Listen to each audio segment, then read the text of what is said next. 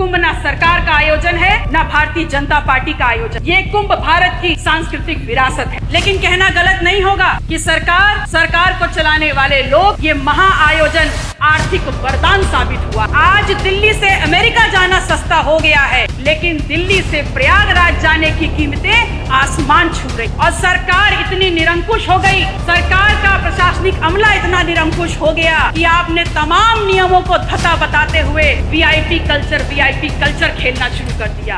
असल में राजनीति कंप्लीट 100% शुद्ध राजनीति तो आप कर रहे हैं, और उसमें भी इस कदर राजनीति कि आपने वहां पर भी, उस पवित्र स्थल पर भी पिछड़ों को पीछे ही छोड़ दिया।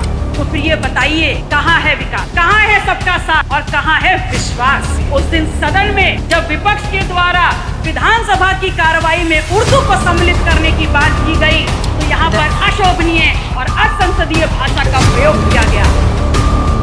संशोधन प्रस्ताव रखने का आपने मुझे अवसर प्रदान किया। प्रयागराज महाकुंभ के इस पवित्र अवसर पर, इस पवित्र महाआयोजन के लिए विभिन्न स्रोतों से, विभिन्न रास्तों से सरकार को लगभग 7,500 करोड़ का निवेश प्राप्त हुआ। और इसलिए प्राप्त हुआ, इस सोच के साथ प्राप्त हुआ कि देश विदेश प्रदेश के हर कोने से आने वाले श्रद्धालुओं के लिए हर प्रकार की सुविधा और व्यवस्थाएं मुहैया कराई जा सके। लेकिन कहना गलत नहीं होगा कि सरकार को चलाने वाले लोग और उनके चंद मुट्ठी भर अभिन्न मित्रों के लिए ये महाआयोजन आर्थिक वरदान साबित हुआ है। इस कदर साबित हुआ है कि जिसने जितना हो सका, जिस रास्ते से हो सका, उस महाआयोजन में आने वाले उस आम श्रद्धालु को हर प्रकार से लूटने का काम किया है। मान्यवर, आज दिल्ली से अमेरिका जाना सस्ता हो गया है। और ध्यान रखिएगा, मैं डंकी रूट की बात नहीं कर रही। आज दिल्ली से अमेरिका जाना सस्ता हो गया है, लेकिन दिल्ली से प्रयागराज जाने की कीमतें आसमान छू रही हैं।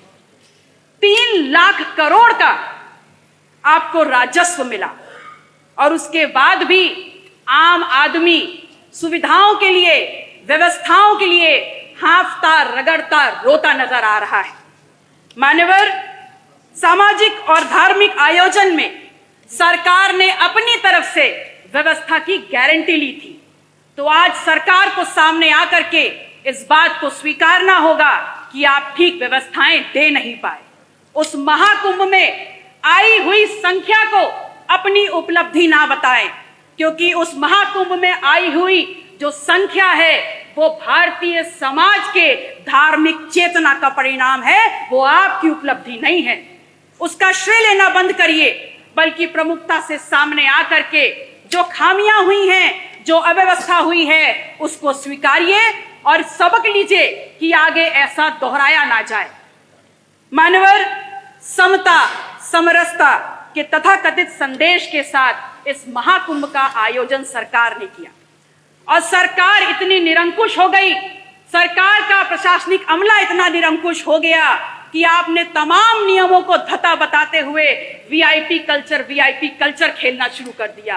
और इस कदर उसको आगे बढ़ा दिया कि वहां पर वर्गीय विभेद के कारण अव्यवस्था और वहां पर भगदड़ की भेंट चढ़ गया।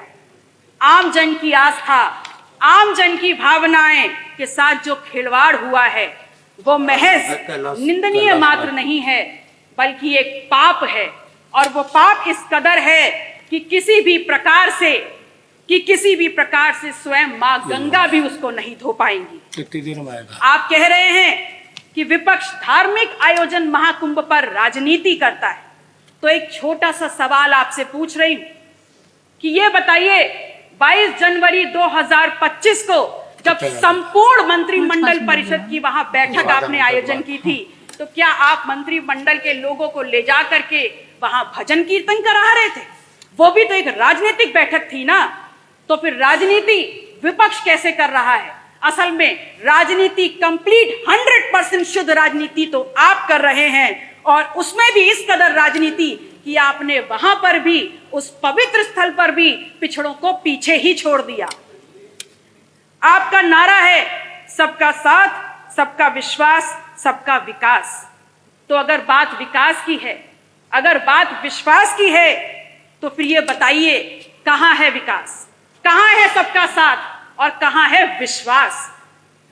सच्चाई ये है कि तथाकथित सरपट दौड़ती विकास की इस ट्रेन को पकड़ने के चक्कर में बहुत सा सामान प्लेटफॉर्म पर पीछे छूट गया, और जो छूट गया उसमें है इस प्रदेश की आधी आबादी की सुरक्षा। जो प्लेटफॉर्म पर छूट गया वो है नौजवानों की नौकरी का सपना, और जो पीछे छूट गया उसमें है शब्दों की मर्यादा और हमारा अदब। शायद इसीलिए उस दिन सदन में जब विपक्ष के द्वारा विधानसभा की कार्रवाई में उर्दू को सम्मिलित करने की बात की गई, तो यहाँ पर अशोभनीय और असंसदीय भाषा का प्रयोग किया गया। तो एक सवाल सीधे सीधे माननीय अधिष्ठाता महोदय, आपके मार्फत आपका संरक्षण लेते हुए मैं नेता सदन से पूछती हूँ, is Urdu an imported language?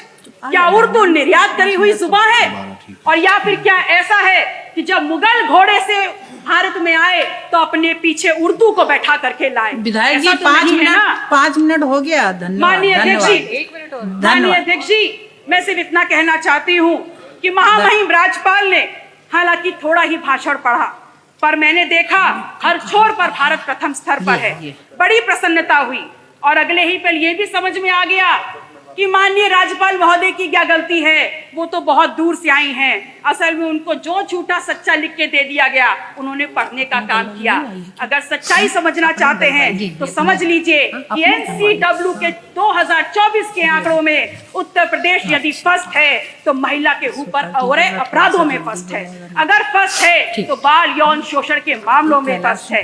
कल प्रदेश के मुखिया जब सदन में बात कर रहे थे तो कुंभ में हुई दुर्घटना पर षड्यंत्र की उन्होंने एक तरफ इशारा किया। उन्होंने बताया कि खिलाफ साजिश हो रही है उनकी सरकार के और उनके खिलाफ।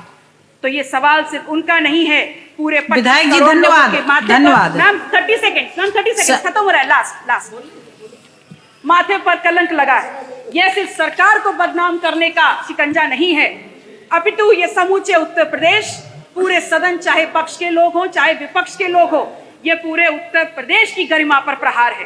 कुंभ ना सरकार का आयोजन है, ना भारतीय जनता पार्टी का आयोजन।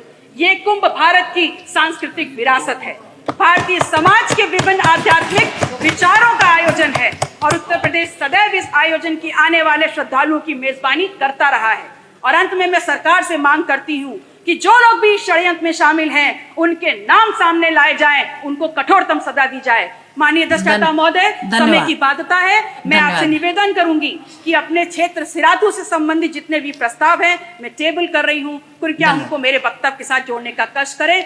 नमो बुद्धाय, जय संविधान। INDC नेटवर्क, बदलते भारत के साथ।